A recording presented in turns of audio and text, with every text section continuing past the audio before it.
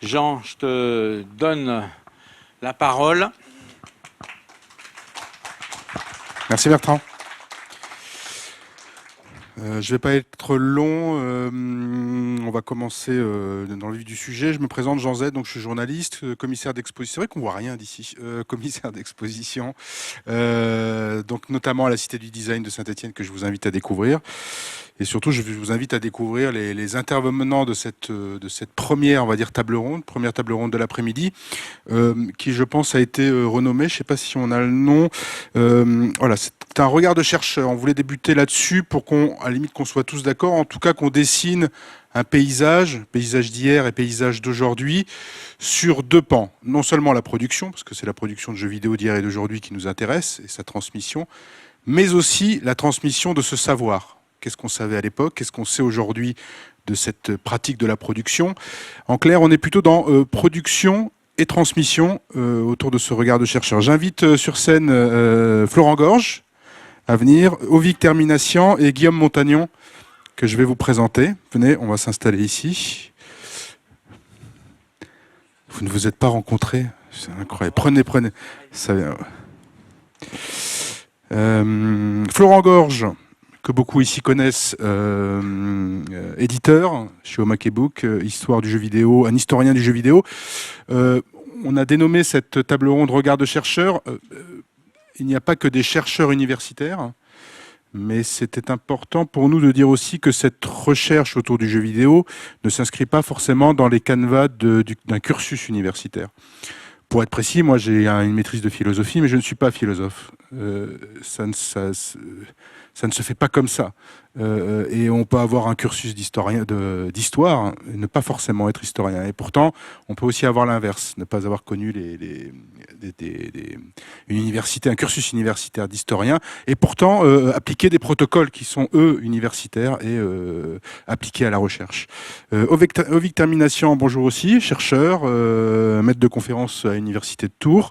On parlera évidemment beaucoup d'histoire. Et puis Guillaume Montagnon, chercheur et co-auteur d'un ouvrage qui va enfin arriver. French Touch, l'histoire du jeu vidéo en France, c'est-à-dire, ou plutôt l'histoire du jeu vidéo, cette préhistoire du jeu vidéo, on va dire depuis les années 60, en remontant jusqu'aux années 90 peut-être. N'hésite pas pour ton micro. Ça marche? Oui, il va marcher, oui. Est-ce qu'il marche en régie? Est-ce que tu peux l'approcher? Oui, vous m'entendez? Oui, il marche. Guillaume, j'aimerais commencer avec toi. On discutait beaucoup de cette histoire du jeu vidéo et moi j'aimerais qu'on soit tous d'accord autour de cette naissance du jeu vidéo en France, en tout cas. Tu m'as donné une date, 1980.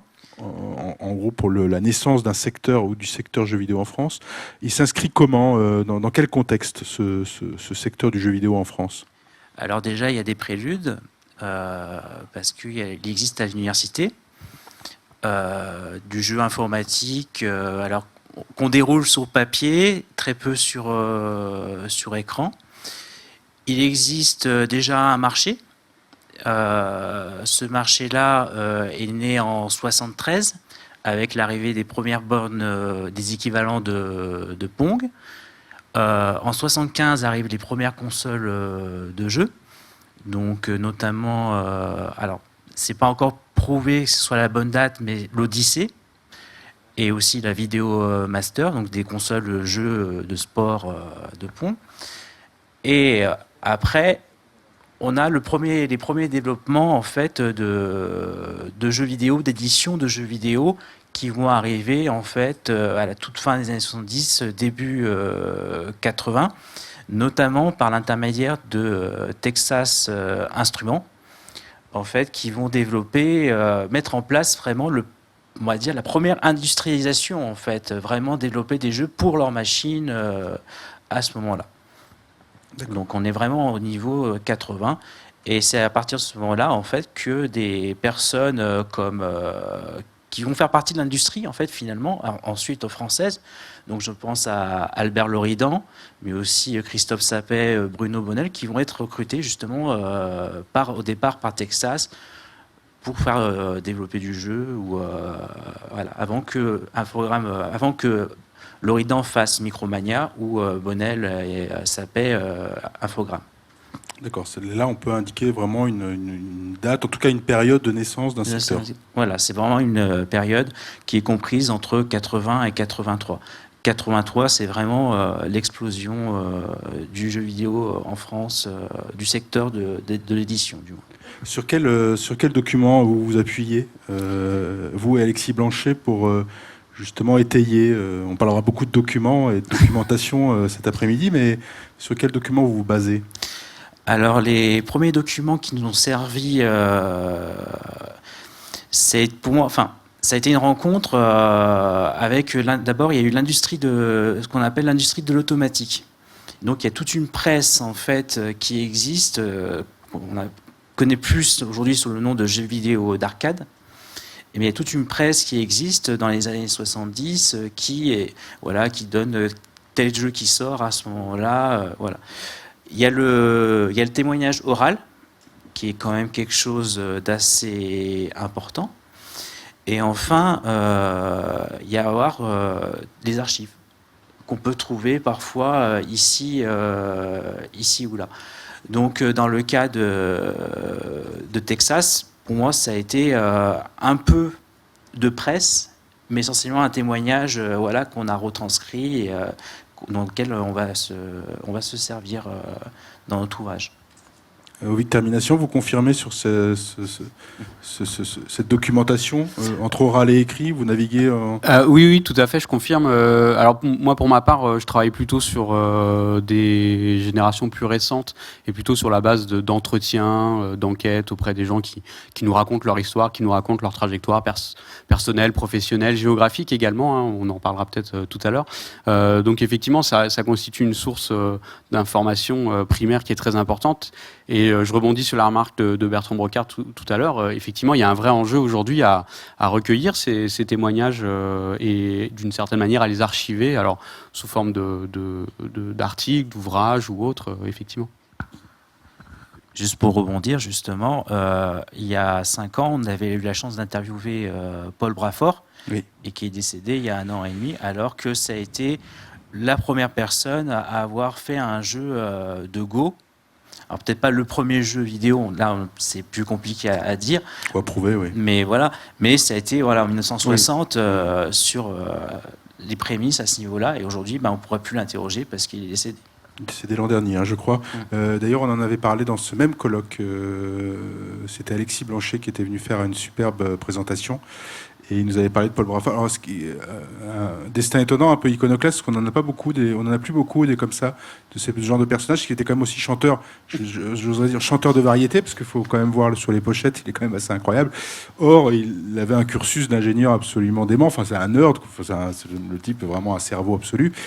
Et par ailleurs, chanteur de variété, pourquoi pas, qui passe. Il y a des archives de France Inter, enfin d'avant France Inter, mais qui sont assez étonnantes avec lui. D'ailleurs, parce qu'on retrouve beaucoup plus de témoignages autour finalement de ce Paul Brafort chanteur qu'ingénieur et joueur, ce qui est assez drôle. Mais la chose intéressante, parce qu'on parle beaucoup d'intelligence artificielle, ça a été le premier auteur à écrire un bouquin sur l'intelligence artificielle. Florent Gorge, tout ça vous intéresse forcément, oui, parce que vous êtes historien et on peut peut-être rebondir sur cette oralité, oui, et sur cette idée de transmission et de préservation, préserver non seulement la production, c'est-à-dire ses archives, mais peut-être préserver aussi cette transmission. Exactement, moi je fais le même travail que Guillaume, hein, et sauf que moi, contrairement à Guillaume, lui qui s'occupe de la France, et c'est parfait, moi j'ai décidé de me spécialiser plutôt dans le Japon, donc c'est un autre domaine, mais en fait ce qu'il faut savoir c'est qu'en France on a cette problématique, les Japonais ont la même. J'ai cette chance de pouvoir participer régulièrement à des colloques au Japon aussi sur la transmission, sur la préservation du jeu vidéo, et lors d'une des conférences à l'université de Ritsumeikan, on a enfin soulevé la question de l'histoire orale. C'est-à-dire que pendant 4 heures ou 5 heures, tous les intervenants sont venus comment on fait pour sauvegarder les Famicom, comment on fait pour sauvegarder les archives, etc., comment contacter les éditeurs qu'ils acceptent de faire ceci. Personne ne parlait des créateurs. Et il a fallu mettre un peu les pieds dans le plat en disant mais les créateurs, vous êtes bien gentils, mais les Famicom, il y en aura encore dans 15 ans, vous inquiétez pas. Hein. Elles marcheront peut-être plus, mais on trouvera bien moyen de les refaire marcher quand même. Par contre, les créateurs, ils partent les uns après les autres. Si on n'y va pas maintenant, c'est foutu. Voilà. Et les Japonais commencent à prendre conscience aussi que ce patrimoine, il faut, en tout cas oral du moins, cette transmission orale de ce qu'était le jeu vidéo dans les années 60-70. Parce qu'au Japon, c'est vrai qu'avant le jeu vidéo, il y a aussi tous les jeux électromécaniques qui rentrent un peu dans ce contexte, dans cette préhistoire du jeu vidéo. Tout ça, faut le sauvegarder. Ça fait partie d'une histoire globale. Et les Japonais commencent aussi enfin à s'y intéresser. Mais c'est aussi, et on peut en être fier, c'est aussi un petit peu à l'initiative des chercheurs français, parce qu'ils se sont rendus compte qu'en fait, en France, il y avait beaucoup plus finalement de recherche que dans leur propre pays, qui était pourtant un pays qui était bien plus, disons, impliqué dans l'histoire du jeu vidéo que nous. Quoi. C'est un continent plus important. Exactement. Ouais. Et comment est-ce que ça change? Alors, il faut aussi dire qu'aux États-Unis, on est aussi dans cette même problématique, c'est que l'industriel, c'est l'industriel. C'est-à-dire que le hier compte pas beaucoup, le avant-hier, n'en parlons pas, et on est plutôt déjà à se projeter, enfin en tout cas à projeter les équipes de production à demain. Si on regarde comment fonctionne entre guillemets une industrie, est-ce que ça change au Japon, à ton avis, suivant ton regard? Le regard qu'on porte sur le passé. Exactement, oui. Oui, c'est en train de changer, hein. Très clairement, c'est en train de changer. Il y a plein d'initiatives qui ne sont pas encore annoncées, mais qui sont en train de se mettre en place justement pour cette préservation. Pour prendre un exemple concret, Nintendo est enfin un petit peu en train de s'ouvrir. J'ai eu la chance de visiter moi les locaux et les archives de Bandai Namco l'année dernière. J'en ai publié un petit article dans un de mes journaux, mais c'est la première fois qu'ils ouvraient leurs portes pour montrer les archives. Ils ouvraient les documents, les premiers documents de Pac-Land, de Galaga. On a pu voir les croquis de création, de pole position. Et ils répondaient aux questions. Ils sont en train de faire ce travail d'archives, mais il a commencé il y a 2 ans. C'est-à-dire qu'il y a 2 ans, ils ont pris conscience. Ah ouais, on a plein de trucs dans nos entrepôts, mais on ne sait pas où est classé ceci, on ne sait pas où est classé cela. Et donc, ils ont placé 2 mecs. Pour tous les jours, ils sont chargés en fait de trier, de classer uniquement pour les collections de Bandai en fait, et, enfin surtout Namco pour ce qui concerne le jeu vidéo quoi. Mais il y a une vraie prise de conscience en train de bouger aussi un peu au Japon, et ils se rendent compte qu'en fait à part Taito et éventuellement Namco, les autres ont rien gardé quoi. Chez Konami, il y a pas grand chose. Et quand ils ont racheté Hudson, ils ont balancé plein de trucs. Enfin, c'est une catastrophe. Mais bon, le peu qui reste, ils sont en train de se dire il faut quand même le garder. Oui, si je peux me permettre de réagir là-dessus, je trouve ça très intéressant parce que, de mon point de vue, ce que j'observe aussi depuis, peut-être une grosse demi-dizaine d'années, on va dire 5-6 ans, c'est que ces histoires nationales du jeu vidéo, elles commencent justement à émerger dans différents pays. Vous citez la France et le Japon, mais on a maintenant quelques travaux aussi sur le jeu vidéo au Mexique, sur le jeu vidéo en Amérique du Sud, au-delà du rideau de fer. Il y a eu quelques articles cet été. Voilà, et donc ça participe de cet intérêt un peu généralisé, en tout cas dans la communauté scientifique, pour non pas redécouvrir, mais plutôt apporter un regard qui soit un peu décentré par rapport à une histoire du jeu vidéo qui a pendant très longtemps été marquée par l'histoire du jeu vidéo aux États-Unis. Exactement. Et puis c'est vrai que d'une certaine manière, l'histoire du jeu vidéo a aussi été très liée à l'histoire du Japon, mais peut-être pas avec cette connaissance aussi fine que tu décris. Donc là, voilà, ça c'est en train de bouger et ça montre qu'en fait il y avait du jeu vidéo dès les années 70 dans des pays au-delà de simplement le Royaume-Uni, les États-Unis, le Japon. C'est une très bonne transition parce que j'ai un exemple moi, assez concret de ce qui m'arrive moi, au quotidien, mais j'ai écrit l'histoire de la NES dans un bouquin et il y avait tout un chapitre dédié à l'histoire de la NES en France, comment Nintendo est arrivé en France, etc. Et ce bouquin, il s'avère qu'il est traduit dans plein de pays. Et la plupart des pays me disent il est bien votre truc sur la Famicom, mais pour la France, est-ce qu'on peut l'enlever? Pourquoi vous voulez l'enlever en fait? Parce qu'en fait, on s'en fout. Et d'accord, très bien. Mais alors, je veux bien que vous ces gens. Ouais, alors que l'histoire de Nintendo France est passionnante, mais bon, il y aurait l'histoire de Nintendo of America, ils l'auraient gardé par exemple. Pourquoi la France ils le virent? Bon, alors je leur ai dit, écoutez, si vous en voulez absolument pas d'accord, mais faites le même travail, mais dans votre pays. Et donc, les Espagnols ont viré mon chapitre sur la France et ils ont mis un chapitre. Et là, ils se sont un petit peu sortis les doigts des fesses, pour parler vulgairement, pour aller retrouver les gens qui ont sorti la NES en Espagne. Et personne ne l'avait fait en Espagne. Et la même chose en Russie, avec là, pour le coup, c'est plutôt la Dendy, c'est une clone, etc. Les mecs, ils se sont débrouillés pour retrouver les gens qui avaient travaillé sur les projets Dendy. Et c'est passionnant, en fait. Parce que, voilà, enfin, c'est en train de bouger, mais pas uniquement au Japon ou en France ou aux États-Unis, etc. Ça bouge un peu partout. Oui, histoire de la distribution, de la réception par le public, etc. etc. Ce que fait Guillaume, ils le font aussi. Bon, là, c'est plutôt dans le cadre de Nintendo. Mais en tout cas, les gens sont en train de chercher leur propre histoire de jeux vidéo et on arrête de se focaliser uniquement sur le Japon et les États-Unis. Guillaume. Il y a quand même aussi un gros focus qui est fait sur Nintendo. Parce que Nintendo, c'était quand même le souvenir d'enfance, c'était un peu la maladie de Proust. Commercialement, c'est ce qui se vend le mieux aussi quand on fait un ouvrage. Je vais pas nier. Et c'est quand même beaucoup plus compliqué d'aller chercher comment une console de Pong a été créée pour retrouver un acteur. Voilà. Bon, j'ai eu la chance de pouvoir. J'ai pu le faire pour la France, mais c'est pas dit que ça puisse se faire pour d'autres pays parce que il faut que la personne ait pu se manifester à ce moment-là et qu'on puisse la retrouver. Donc il y a tout un souci aussi, il y a un focus, il y a une distorsion qui est faite en fonction de la marque, en fait, je dirais aussi. Ovid, termination, qu'est-ce qu'on entend par créateur de jeux? Parce qu'on dit préserver la mémoire et finalement transmettre cette mémoire, d'ailleurs d'hier à aujourd'hui. Mais qui vous interrogez? Qui sont les gens? Voilà, quels sont leurs métiers? Je peux plutôt répondre à cette question-là parce que je serais incapable de... C'est quoi le métier des gens qu'on appelle souvent créateurs de jeux vidéo? Et le mot créateur, là, est véritablement un boulevard derrière. Il y a énormément de fonctions, entre guillemets. Tout à fait. Alors, je vais répondre modestement et vraiment très modestement parce que, encore une fois, je suis ni créateur moi-même de jeux vidéo, ni professionnel de cette industrie.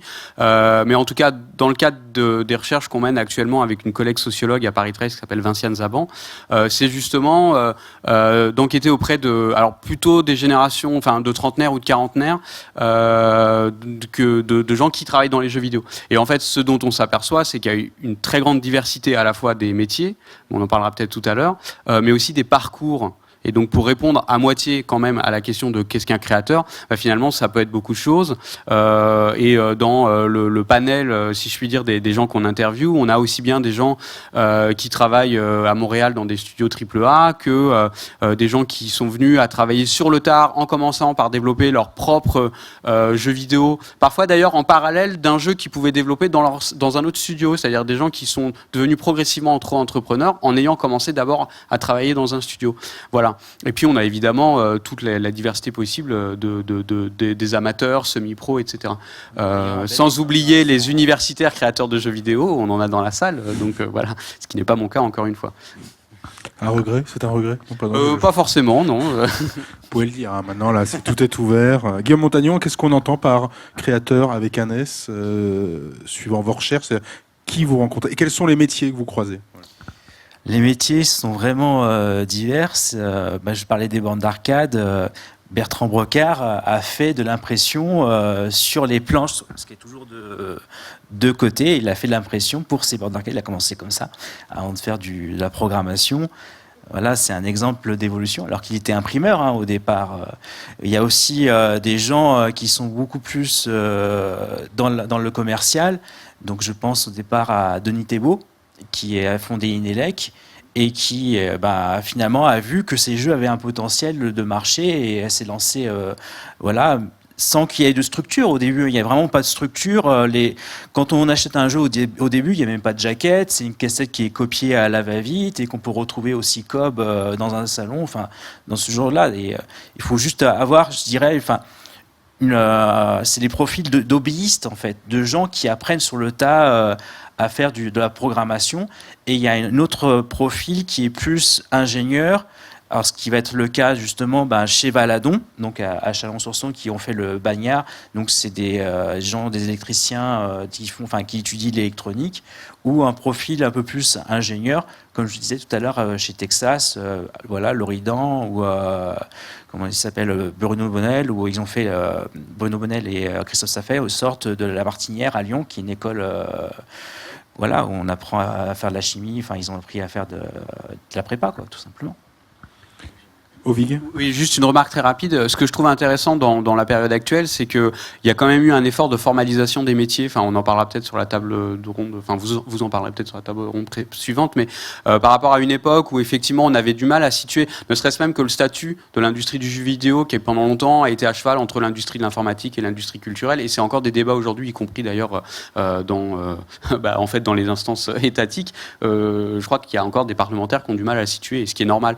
Et il y a quand même depuis quelques années un effort de formalisation des métiers du jeu vidéo, notamment sous l'impulsion des instances nationales. Oui, le SNJV Voilà, par exemple. a sorti un référentiel, en tout cas actuel, si on compte actuel, 39 métiers, 5 catégories. Mais là, ma question sera plutôt peut-être pour Florent, c'est de savoir justement est-ce qu'il n'y a pas des spécificités qui sont liées à la culture. Donc moi, je pense par rapport au Japon, au métier, il y a une division qui peut être différente par rapport à ce qu'on peut trouver en France.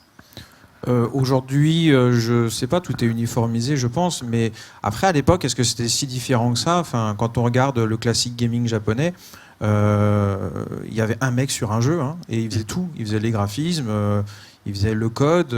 C'est à peine s'il n'allait pas souder lui-même ses plaques. Hein. Donc, honnêtement, je pense que c'était le même travail chez eux que chez nous, du moins dans la préhistoire du jeu vidéo. Et les métiers étaient pas vraiment définis. Ils étaient tous ceux du moins qui étaient impliqués sur un projet. Ils bossaient sur leur projet et ils étaient créateurs de facto, quoi. On parlait d'une date tout à l'heure du secteur, de la naissance d'un secteur du jeu vidéo, secteur économique. Est-ce qu'on a une idée, parce que c'est quand même on va dire un des passages qui va nous intéresser cet après-midi, du passage finalement de l'artisanat à l'industrie. Est-ce qu'on a une période en date où finalement vos recherches avec Alexis vont s'arrêter, parce que on passe à une autre période et à un autre moment d'histoire qui est celle de l'industrialisation. On a choisi de s'arrêter vers 91-92.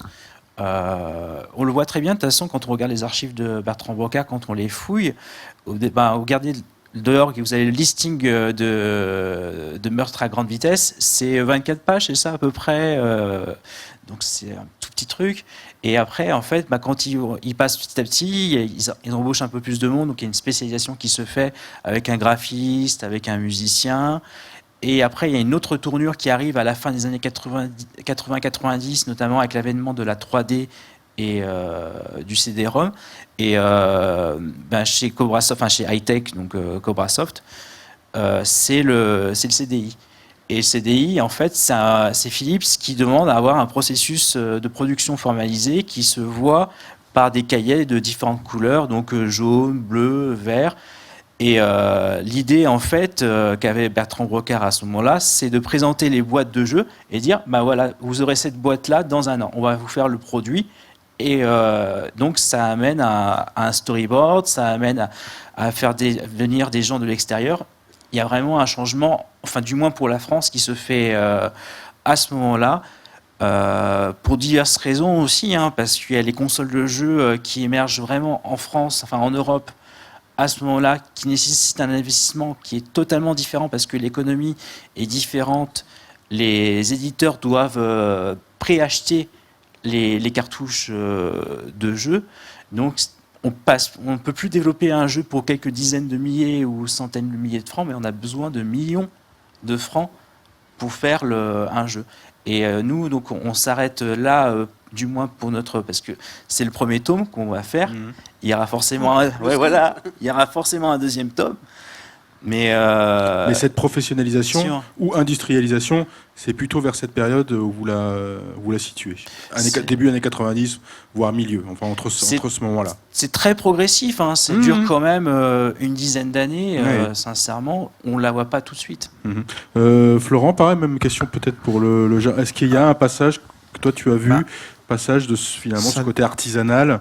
En fait, ça dépend de quoi on parle, parce qu'il y a le côté artisanal, il a toujours existé, il existe encore. Dès les premières calculettes programmables, c'était des amateurs qui, au collège ou au lycée, s'amusent à programmer, ils passaient ça aux copains. Voilà, typiquement Iwata, ex-président Nintendo, c'était son parcours. C'était un artisan à la base, mais les premiers jeux vidéo au Japon, ça a tout de suite été industriel. C'est-à-dire que Pong est arrivé en démo, Taito, Sega les ont importés parce qu'ils se sont dit tiens, ça marche bien aux États-Unis. Ils en apportent apportent une ou deux bornes, ils se disent on va le faire aussi. Et tout de suite, bim, c'est production industrielle, non, c'est quelques centaines voire milliers d'exemplaires, mais ça reste déjà c'est tout de suite du business. Et ensuite, les premiers jeux originaux qu'ils développent, c'est pas des mecs dans leur cave, c'est Taito, Sega. Hein. Donc c'est des ingénieurs, c'est des gens qui sont payés pour faire ça. Donc en tout cas, en ce qui concerne le Japon, le jeu vidéo a toujours été tout de suite une industrie au sens large du terme, et ça n'a pas empêché de voir émerger, avec l'arrivée des premiers ordinateurs individuels, les premières calculatrices, tout un pan de codeurs, d'amateurs, d'artisans, qui ensuite vont progressivement, pour certains, se développer en éditeurs de jeux vidéo, etc. Ouais, c'est vraiment très intéressant parce que une hypothèse nous qu'on fait avec Vinciane dans nos travaux, c'est qu'il y a aussi un retour à l'artisanat pour certaines catégories de professionnels du jeu vidéo en France, justement, parce que d'une part parce qu'ils sont confrontés, il faut bien le dire, à une forme de précarité aussi dans ce milieu, et puis d'un marché de l'emploi qui est pas complètement extensible, et puis d'autre part parce que avec les outils de plus en plus faciles d'accès, on a aujourd'hui une forme d'artisanat qui persiste effectivement en parallèle de cette industrialisation et de cette formalisation des métiers qui persiste, et puis avec parfois des allers-retours, c'est-à-dire des gens qui font une partie de leur parcours professionnel dans un studio AAA et puis ensuite vont en fait développer dans leur salon, ou dans leur cave, un peu conformément à cette image un peu fantasmée qu'on a pu avoir du codeur dans sa cave. Oui, dans le garage, etc. Toute la gloriole geek. Ovic, j'aimerais que vous continuiez sur le côté, justement, ces métiers aujourd'hui. C'est quoi la carte entre guillemets de France? Ça ressemble à quoi? Ouais. Est-ce que c'est plus riche hier qu'aujourd'hui? Est-ce que le secteur, on parlait d'industrialisation, mais a littéralement explosé au niveau du nombre d'offres d'emploi? C'est quoi Ouais. Alors moi, ce que je trouve très intéressant, précarité, c'est quoi? Alors. Pour dresser un panorama très rapide, ce qu'on peut dire en quelques mots, c'est que d'abord, on fait du jeu vidéo partout en France, et ça a été moi une grande surprise depuis que je travaille sur ces questions-là. Et on est vraiment très loin de l'image de Paris, capitale, Lyon. Enfin voilà, il y a du jeu vidéo partout en France et dans toutes les régions. Et dans toutes les régions, il y a aussi ou presque toutes les régions, des associations professionnelles qui sont investies. On a parfois des petits clusters, des espaces de coworking. Voilà, donc ça c'est une première chose. Donc contrairement à l'image qu'on peut avoir d'une activité très métropolitaine en réalité, et il y a même des studios qui le revendiquent d'ailleurs, cette idée de travailler à la campagne d'être un studio rural un peu loin de tout, qui fait les jeux vidéo différemment. Donc ça c'est une première chose. La deuxième chose que je dirais, mais ça mériterait en fait des investigations plus importantes, c'est que malgré tout on a un marché de l'emploi qui me semble-t-il peine à vraiment se développer, en tout cas comparativement, pour le dire les choses clairement, comparativement à l'offre de formation qui, elle, a explosé littéralement depuis plusieurs années. Voilà, donc... je sais pas. Effectivement, on en parlera, mais c'est un Il y a constat. beaucoup d'exports, en fait, qui se fait depuis les années 90. D'export, c'est-à-dire d'export de cerveau, en fait, tout simplement, de gens qui vont travailler. Ça fuite. Voilà, fuite des cartouches, fuite des cerveaux, c'est plus compliqué. D'export, voilà, mais oui, notamment au niveau des années 2000, où effectivement, avec le Québec avait quand même mis en place voilà, ça a beaucoup incité. En France, il y a eu quand même une grosse crise qui s'est faite au niveau industriel. Beaucoup d'acteurs historiques ont disparu. Il y a juste eu, le plus gros qui restait, les deux plus gros, ça a été Vivendi et ça a été Ubisoft. Vivendi maintenant, c'est quand même pas mal délesté de tout ce qui est activité de jeux vidéo. Après, voilà, le plafond quand même, on est revenu à peu près à une zone à peu près avant 2000, je crois, maintenant. On doit être à peu près à 6000, 7000 personnes qui travaillent directement. Si on compte direct et indirectement. Quand on large, oui, voilà. Mais c'est une situation qui est bien mieux, puisqu'on a été quand même au niveau de 3000, donc quelque chose, Vic, si vous pouvez... Oui, c'est ça. Alors nous, nos estimations, elles sont plutôt entre 3 et 5000. 3 et 5000, et effectivement, il y a eu un creux, comme tu l'évoquais. Voilà. Et puis, avec des niveaux de revenus, quand même, il faut le dire, qui sont souvent bien inférieurs à ce que des gens à compétences égales pourraient toucher dans d'autres secteurs de l'informatique. Mais est-ce qu'ils changent de métier, ces gens-là? Parce que pour garder une mémoire, finalement, de cette production, faut-il encore que les gens soient inscrits dans cette production sur un long terme? C'est-à-dire qu'ils gagnent en visibilité, qu'on puisse se dire, tiens, voilà, lui, on va l'interviewer, ça vaut le coup. Mais ces gens, visiblement, est-ce qu'ils restent dans ce... c'est une question qui est vraiment cruciale. C'est-à-dire, on a le sentiment que, allez, on va dire au bout de 10 ou 15 ans, les gens quittent le secteur. parce qu'ils ont envie de passer à autre chose, parce qu'ils ont envie de fonder une famille, acheter une maison, et donc voilà. Ou puis il y a aussi des conditions de travail qui sont telles qu'elles sont, qui sont dont on peut discuter par ailleurs. Mais donc voilà. Donc c'est vrai que les gens sortent du secteur et c'est très compliqué, en tout cas pour des chercheurs qui sont pas directement en prise avec ces milieux professionnels. Encore une fois, moi je suis pas créateur, de les suivre à la trace, de les pister pour pouvoir ensuite recueillir cette mémoire. Ça, c'est effectivement un vrai enjeu. S'il y en a dans la salle, moi je serais ravi d'échanger des cartes de visite pour qu'on fasse des entretiens.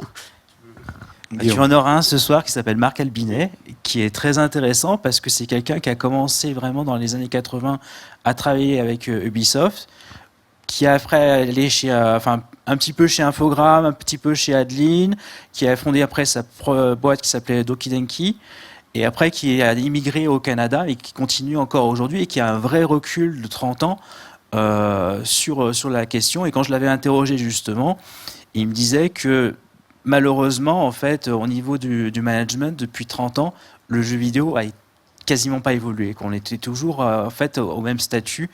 Et c'est un peu finalement les revendications qui ont émergé ces derniers mois, depuis un an, pour que les choses puissent un peu bouger finalement, parce que c'est des compétences qu'on a et que les gens, faut éviter le turnover tout simplement. Florent Gorge, un mot sur ces. On disait, mais ces gens changent de métier. Comment on les retrouve finalement s'ils changent de métier, s'ils changent de secteur? Il y a un projet, donc ton projet de Video Game Oral History Project, donc finalement d'aller chercher cette histoire orale. Ouais. Mais comment on les retrouve ces gens? Au Japon notamment, hein, mais en fait, ce qu'il y a d'intéressant, en fait, c'est ce que disait Guillaume tout à l'heure, c'est vrai que c'est pas facile de retrouver quelqu'un qui a travaillé sur l'import des premières machines Pong en France, ça c'est sûr. Néanmoins, il y a un truc qui est bien entre guillemets avec le rétro, voire le classic gaming, c'est que à l'époque, on savait qui faisait quoi. C'est-à-dire qu'aujourd'hui, tu vas dire, je vais faire un truc sur Assassin's Creed par exemple. Ils sont 500 à avoir bossé dessus, quoi. Donc ils ont tous un mot à dire. Comment tu fais un truc complet si au final tu vas aller voir 2 personnes, 3 personnes maximum.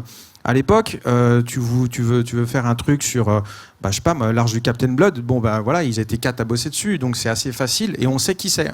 On peut éventuellement les identifier. Donc à partir du moment où tu as identifié les gens et si par chance ils sont encore vivants, c'est pas si compliqué que ça d'aller les chercher.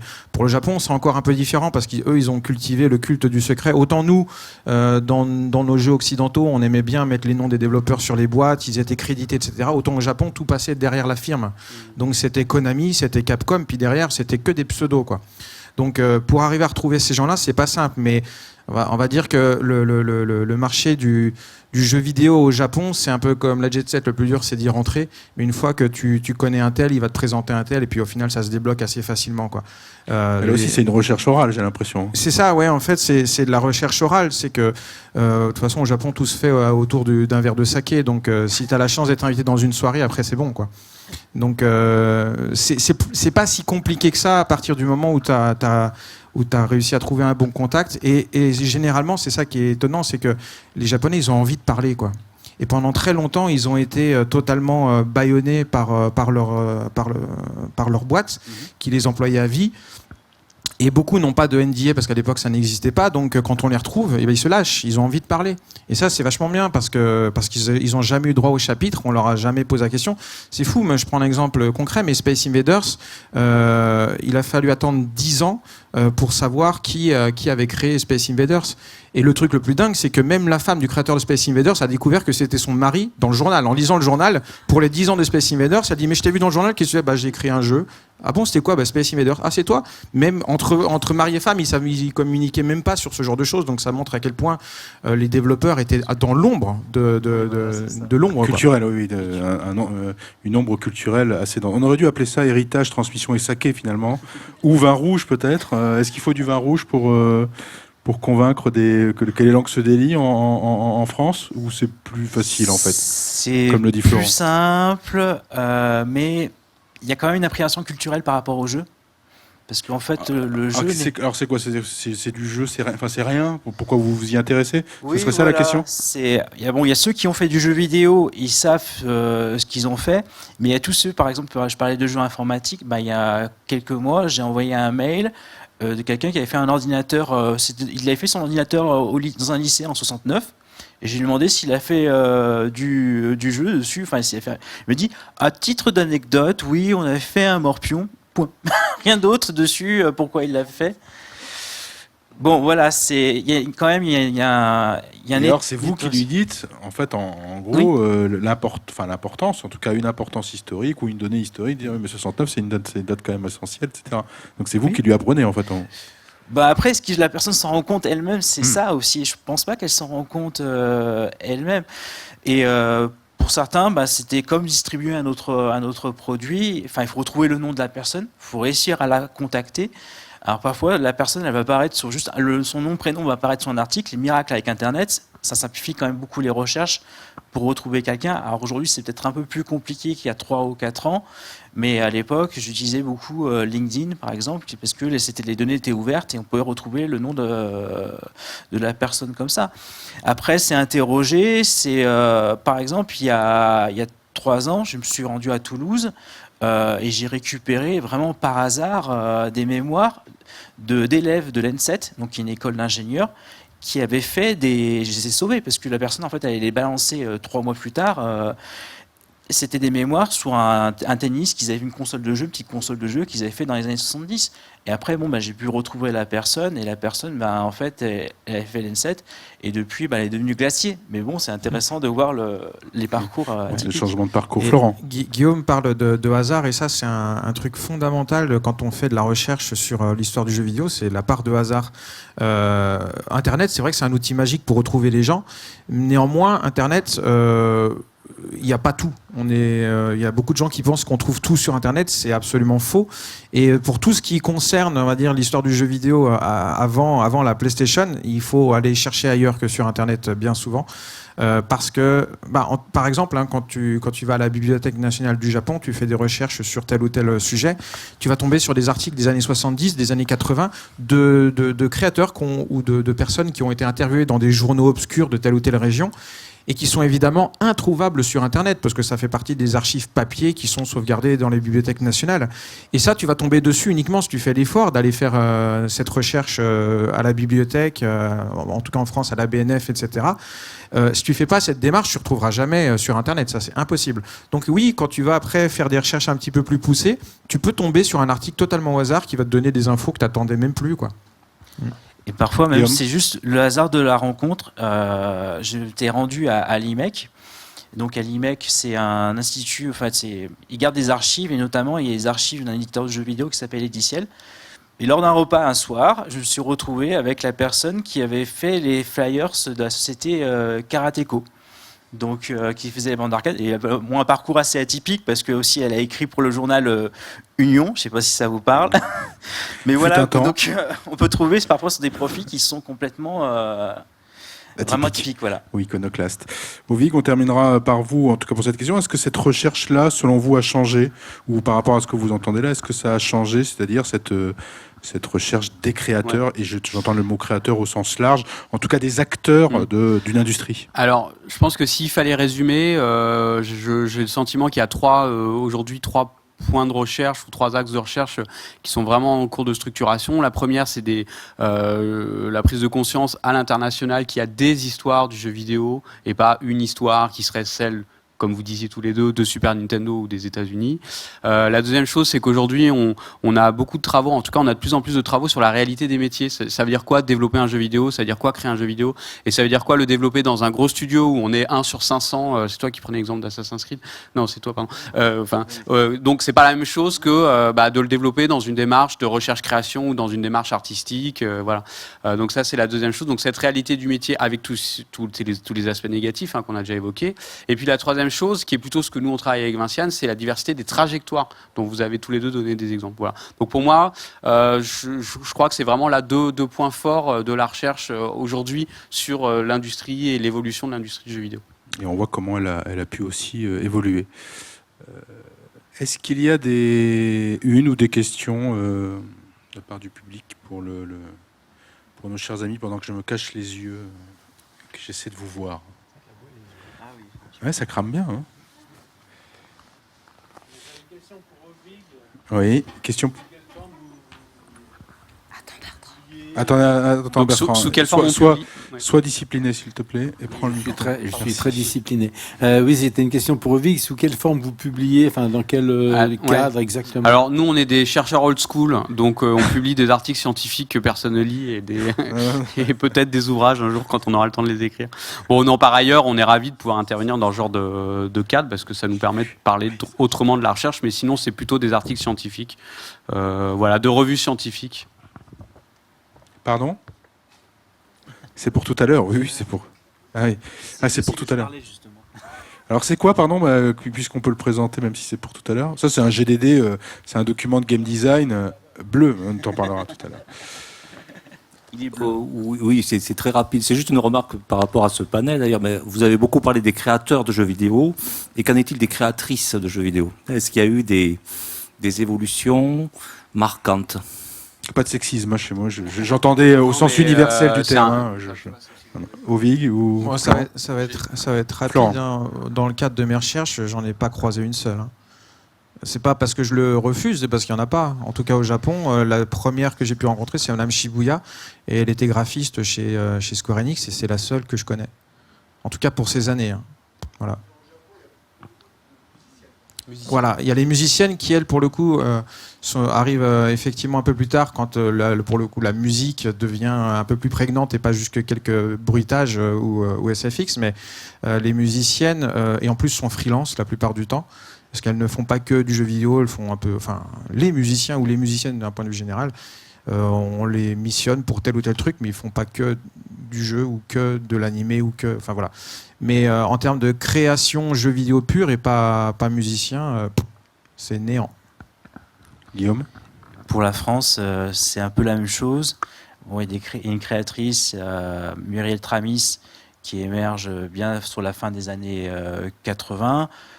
Cocktail Vision est un peu une exception, je dirais.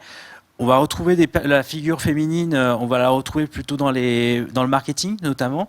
Donc dans tout ce qui est relations presse, on va bien la retrouver. Édition et support. Hein, édition support, voilà. Elle se retrouve assez facilement, mais dans la création elle-même, dans le ça code. Reste d'actualité, hein, c'est 14% dans la production. Hein, en fait, c'est ce que j'allais dire. Il y a quelques statistiques, mais qui sont assez globales. Alors notamment l'IGDA, donc qui est l'International Game Design, je crois, Association. Non, Game Developer Association, qui donne des statistiques autour de 14-15% de représentativité féminine dans les métiers création et pas forcément les métiers support.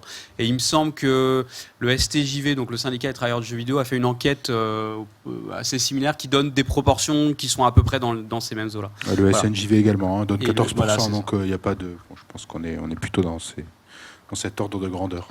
Après, si on veut aborder la question du sexisme, c'est une question qui est déjà que j'ai pu retrouver dans la presse anglaise à la fin des années 80. Donc, c'est pas des débats d'aujourd'hui, c'est des débats déjà d'hier et qui continuent.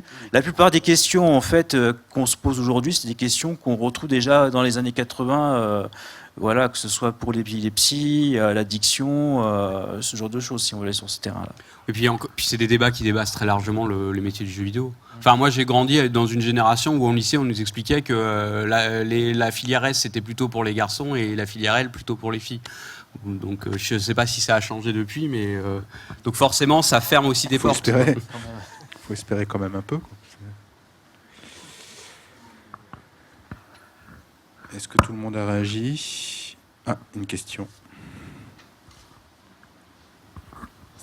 Merci. Tout à l'heure, vous preniez l'exemple donc, de Assassin's Creed où il y avait 500 personnes qui travaillent dessus et que du coup c'est un peu un cauchemar pour retrouver toutes ces personnes ou en tout cas les interviewer. Aujourd'hui, il y a, mais depuis un moment d'ailleurs, une explosion du jeu indépendant. Comment est-ce que vous anticipez aussi ce problème-là il y a des dizaines et des dizaines de jeux qui apparaissent par jour? En réalité, je pense que le travail de recherche de jeux vidéo, il y a 1 million de fois plus de jeux que de chercheurs. Donc, on va forcément être limité quelque part. Déjà, en fait, on en est au début des études sur la recherche sur le jeu vidéo.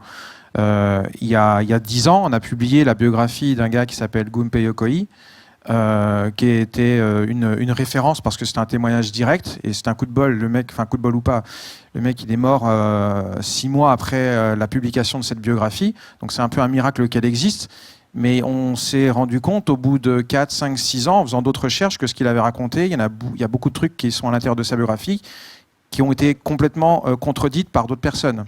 Donc ça montre quelque part que l'histoire du jeu vidéo, on en est qu'au début, et que plus on va interviewer les gens, plus en fait on arrive à façonner la vraie histoire du jeu vidéo, parce qu'il y aura autant d'histoires de jeux vidéo qu'il y aura autant de créateurs. Donc l'histoire d'Assassin's Creed, par exemple, il y aura 500 mecs qui auront une histoire différente d'Assassin's Creed. Voilà moi comment j'ai vécu le développement d'Assassin's Creed. Ce ne sera pas le même témoignage que d'autres. Donc c'est très compliqué d'arriver à avoir un point de vue global sur le jeu vidéo. C'est quand même beaucoup plus simple à l'époque du classic gaming parce qu'ils étaient 2 ou 3. Là pour le coup on arrive à rassembler un petit peu comment c'était à l'époque. Moi je plains les chercheurs qui vont vraiment commencer à rentrer dans l'histoire moderne et récente parce que l'imbroglio du jeu indé, c'est exactement le même problème que pour la préservation du software. Comment on fait pour sauvegarder tous les jeux qui sont passés sur l'iPhone, la première génération, deuxième génération, qui sont disparus à tout jamais, à moins de contacter un par un tous les mecs. Mais c'est mission impossible. Donc là, je pense qu'il faut de toute façon être réaliste. Les recherches sur l'histoire du jeu vidéo, elles vont avancer petit à petit. Il y a de plus en plus de monde, ça c'est très bien. Mais avoir une vision globale, générale de tout ce qu'est le jeu vidéo, c'est impossible. Et des urgences avant tout quand même, parce que c'est bien de pouvoir s'occuper de ce qui se passe aujourd'hui, mais il faut déjà s'occuper de ce qui se passait hier. Et là, on a encore de la chance parce qu'il y a des acteurs qui sont encore vivants. Et puis aussi la question des archives. Alors, l'oralité est quelque chose d'important, mais cette oralité doit s'appuyer sur les archives existantes parce que parfois la mémoire elle est défaillante. Il ne faut pas l'oublier aussi. Oui.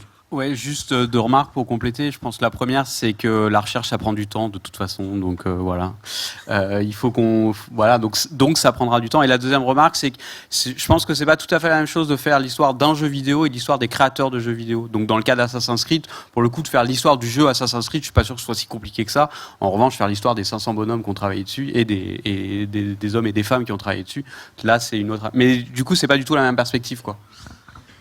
Et puis sur la longueur de la recherche, quand même, voilà, Flo a commencé son travail sur Nintendo, je pense à peu près en 2005, 2006. Oui, 2002, parce que 2003 c'était les 20 ans de la Famicom et j'étais déjà dessus. Donc, dessus. Et tu en verras le bout peut-être dans 3-4 ans avec la sortie du tome 5. Non, il y a pas de bout du moment. Enfin, Nintendo est encore une boîte qui, jusqu'à preuve du contraire, va très bien. Donc, l'histoire de Nintendo, ça se trouve, elle me survivra. Hein. Donc, non, c'est un travail infini. J'ai pas fini, ça c'est clair. Voilà. Enfin, ce qui me concerne, on a commencé à écrire French Touch. C'était en 2011 et on va peut-être voir le bout l'an prochain. Là, c'est la sortie du livre. Donc il y a aussi printemps 2020. Cette fois, on recule plus. Là, Guillaume, faut y aller. Là, il y a un moment où on peut pas faire tous les colloques en disant bon, ça sort en 2021. Non, mais l'histoire elle avance de toute façon. C'est-à-dire que là, il y a depuis 10 ans, il y a plein de bouquins qui sont sortis. Il y a plein de chercheurs qui ont fait des recherches, etc. Mais qui vont être démentis petit à petit. Mais c'est normal. L'histoire elle avance.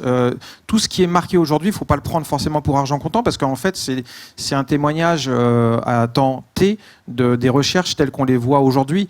Mais encore une fois, pour reprendre l'exemple tout à l'heure que je donnais de Gunpei Yokoi, il suffit qu'il y ait un gars qui dise mais non, c'est pas du tout comme ça que ça s'est passé pour qu'en fait on bouge encore les lignes et qu'on le rajoute sur les bouquins ou dans les recherches. Donc là, de toute façon, tous les travaux, on est encore en train de débattre sur comment ont été faites les pyramides. Donc, vous voyez, ça veut quand même dire à quel point c'est compliqué d'avoir la vérité quand on parle d'histoire. Une dernière question là-bas. Juste, oui, merci.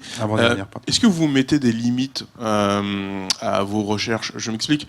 Vous avez parlé d'histoire, de jeux vidéo, de création, Pong, tout ça, où vraiment il y a eu quelque chose qui a changé la vue du jeu vidéo et l'adoption massive en fait du jeu vidéo au travers le monde. Depuis quelques années, vous avez parlé là, de l'Apple avec l'iPhone et tout ça. On assiste à des jeux hyper casual. Est-ce que pour vous, ce type de jeu, ça méritera à un moment donné de s'y pencher ou c'est pas considéré comme du jeu parce que les boîtes qui développent ça, en fait, ils vendent autre chose que des jeux. Ils vendent des pubs ou ils vendent.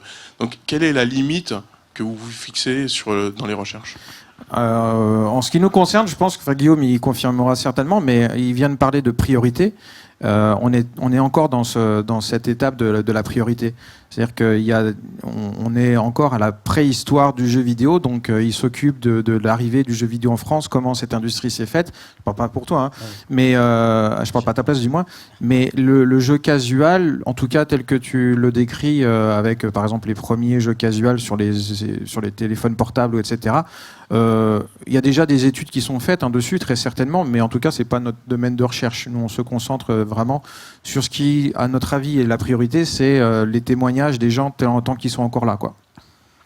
En fait, quand on prend un objet de manière scientifique, il ne faut pas avoir d'a priori sur cet objet-là. Et c'est pourquoi actuellement, moi j'ai un champ d'études, outre le jeu vidéo en France, je m'intéresse aux jeux vidéo pornographiques.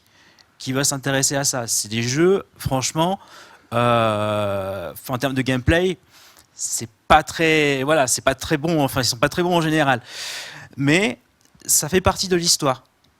Et rien que pour ça, ça a le mérite d'être étudié. Il y a des choses à dire en fait qui sont très intéressantes. Ouais, on arrive au moment polémique de la table ronde, si j'ai bien compris. En fait, pour moi, qu'est-ce qu'un jeu? Non, mais c'est pas ça. C'est qu'en fait, je me pose pas cette question-là parce que par ailleurs, moi, je travaillais aussi sur les joueurs de jeux vidéo.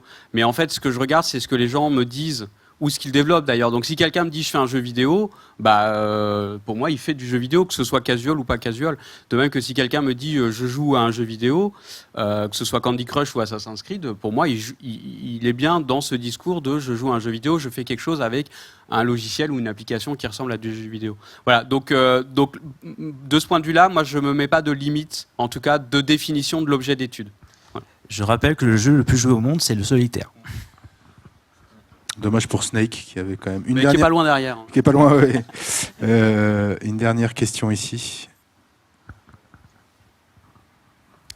J'aurais une question sur la professionnalisation du secteur.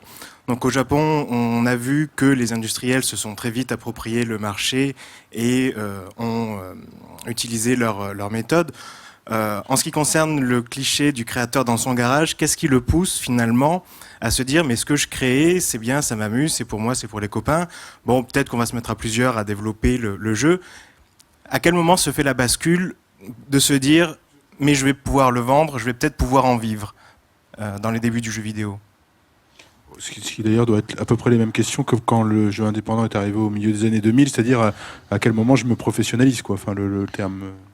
Je pense que quand papa et maman ils en ont marre de payer les pâtes, il y a des questions qui se posent. Non, de façon plus sérieuse, non, je pense que c'est des contraintes de tout un chacun. Quand on fait quelque chose pendant des années dans son garage et qu'on voit que ça plaît, on le donne aux copains, etc. Puis au bout d'un moment, les copains les donnent aux copains, puis on se dit mais c'est mon taf, quoi. Donc il y a un moment où on se pose la question et comment est-ce que je peux rentabiliser tous ces années, tous ces mois passés. Et il y en a qui vont chercher des partenaires, d'autres qui vont essayer de le faire entre guillemets en auto-édition, en dupliquant eux-mêmes leurs cassettes, en faisant des notices et en les distribuant dans les conventions, les démoscènes, etc. Il y a plein de, je pense qu'il y a énormément de cas différents, mais la professionnalisation, c'est quelque chose d'assez naturel à partir du moment où tu as passé des mois et des mois, tu as envie de profiter de ton travail, parce que tout travail mérite salaire et que tu peux pas être bénévole toute ta vie si tu n'as pas de quoi vivre, quoi. Ovig, est-ce que cette idée du créateur dans son garage, est-ce que tu en as rencontré pas seulement des gens qui pourraient être précaires dans des entreprises, mais bien cette fois la personne solitaire, créatrice ou créateur, qui se dit je vais trouver un business model, il me faut un business model. C'est-à-dire que donc je parle pas des gens qu'on crée et développés dans les années 80-90. Hein. Nous, on a rencontré encore une fois des gens qui sont aujourd'hui actifs sur le marché, etc. En fait, il y a plusieurs raisons qui peuvent les amener à se professionnaliser. Il y a évidemment la passion, hein, ça c'est sûr. Enfin, donc on a rencontré des gens qui nous disent depuis tout petit, je voulais faire du jeu vidéo. J'ai commencé par développer dans mon coin. Et souvent, d'ailleurs, c'est pour eux aussi... c'est-à-dire que la professionnalisation, il faut bien voir qu'elle ne se fait pas directement du garage au studio. Parfois, c'est juste un prétexte pour pouvoir étoffer un CV qu'on va ensuite déposer dans une école de création de jeux vidéo, dans une formation. Donc souvent, ça passe par cette case-là, de je développe dans mon coin, pas pour le vendre, pas dans l'idée que je vais le vendre, mais dans l'idée que ça va me permettre justement de suivre une formation qui, elle, me permettra de devenir un professionnel du jeu vidéo. Voilà, on a ça. On a aussi des gens qui font ça juste pour le plaisir, et puis effectivement, à un moment donné, ça marche. Voilà, donc ce serait un peu compliqué de développer, là, on s'éloigne de la table ronde. Mais... Et puis, il y a aussi des cas, alors nous, qu'on a rencontrés, des cas un peu plus particuliers, qui sont juste des cas de reconversion professionnelle. C'est-à-dire des gens qui travaillaient vraiment dans un domaine complètement différent, qui avaient quand même quelques compétences en informatique ou en développement d'applications, etc. Et qui, à un moment donné, on dit j'ai envie de faire autre chose. Et tiens, pourquoi pas du jeu vidéo, quoi. Mais c'est vrai que c'est des cas plus marginaux, malgré tout. On ne s'éloigne pas, non, c'est le passé présent, hein, c'est bien le... Monsieur Bertrand Brocard, vous vouliez... Je peux te compléter par rapport à ce que tu disais, par rapport justement au créateur du début, c'est qu'effectivement, un indépendant aujourd'hui qui veut se professionnaliser, il sait qu'il est en train de faire un jeu vidéo. Alors que nous, on ne savait pas qu'on faisait des jeux vidéo. Et même à l'époque, on n'utilisait même pas le terme de jeu vidéo. On parlait de logiciel, on parlait de logiciel, etc. Donc, on faisait des trucs. Et le déclic, il s'est fait le jour où tu osais le vendre. Et que quelqu'un te l'achetait. Voilà. Et moi, c'est parti comme ça, en fait. Et je vais pas vous faire ma bio, mais un jour, j'ai envoyé des publicités. J'étais imprimeur, effectivement. J'ai envoyé des publicités en disant, tiens, j'ai proposé mes logiciels à Laurent Veil, que vous verrez tout à l'heure. Ils sont très intéressés, ils vont m'écrire. Je ne vais pas attendre qu'ils m'écrivent. Finalement, j'ai un numéro de registre du commerce pour l'imprimerie. J'ai qu'à rajouter informatique au bout et c'est bon. Et j'ai envoyé des mailings, enfin un mailing, et puis il y a eu des commandes qui sont arrivées. Et c'est à ce moment-là, on dit, ah bah oui, je pourrais peut-être en vivre. Bon, je ne dis même pas ça au début. Ça, c'est commercialisable, quoi. Tu vas pouvoir te racheter une nouvelle carte. C'était ça, quoi. C'était pas vraiment envie. Je vais quand même démentir ce qu'a dit, c'est le problème des chercheurs. Je vais démentir ce que Guillaume a dit. Il n'y a pas de lien entre le fait que j'imprimais des bornes de jeux d'arcade et le fait que je finis dans le jeu vidéo. J'imprimais des bornes de jeux. Ça, c'est ce qu'on dit, mais inconsciemment, Bertrand. Inconsciemment. Oui, non, mais c'est important parce que à l'époque, il y avait une telle différence entre un jeu d'arcade en couleur rapide qu'on voyait sur un écran dans un café et ce qu'on pouvait avoir sur un ZX80 avec pas de graphisme, pas de son, pas d'image, enfin rien, quoi. Donc on faisait pas le lien entre les deux. À l'époque, on va dire la Rolls-Royce du jeu vidéo, même si on l'appelait pas comme ça, c'était dans les salles d'arcade. Voilà. À la maison, c'était ce qu'on pouvait, quoi. C'était assez difficile. Ovic Termination, Guillaume Montagnon, Florent Gorge, merci d'avoir participé à ce colloque sous vos applaudissements.